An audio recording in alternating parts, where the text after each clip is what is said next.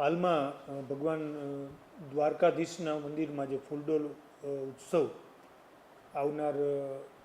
ધૂળેટી અને હોળીના તહેવાર નિમિત્તે જે ઉજવવામાં આવનાર છે એના સંદર્ભમાં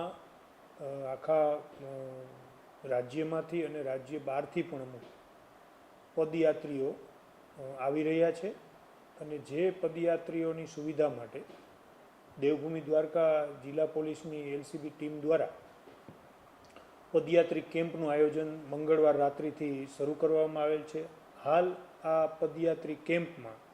પદયાત્રીઓ માટે ગરમ પાણીની વ્યવસ્થા,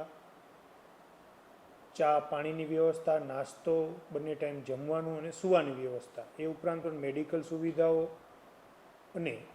તેઓને મસાજ કરવા માટેના મશીનો, આ પ્રકારની તમામ સુવિધાઓ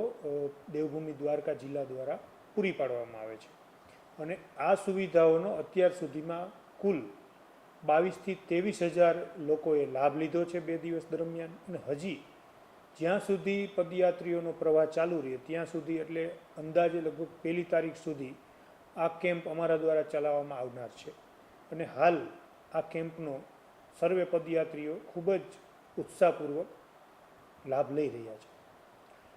એ ઉપરાંત જે પદયાત્રીઓ અહીંથી ચાલીને જઈ રહ્યા છે તેઓની સુવિધાઓ અને તેઓની સલામતી માટે અમારા દેવભૂમિ દ્વારકા જિલ્લા પોલીસ દ્વારા એક સ્કીમ બનાવી અને બંદોબસ્ત રાખવામાં આવેલ છે, જેની અંદર રાઉન્ડ ધી ક્લોક પેટ્રોલિંગ અને અમુક પોઈન્ટો એ તમામ મળી અને અંદાજે 250 જેટલું મહેકમ બંદોબસ્તમાં રોકાયેલ છે અને બીજા અધિકારીઓ પણ સુપરવિઝનમાં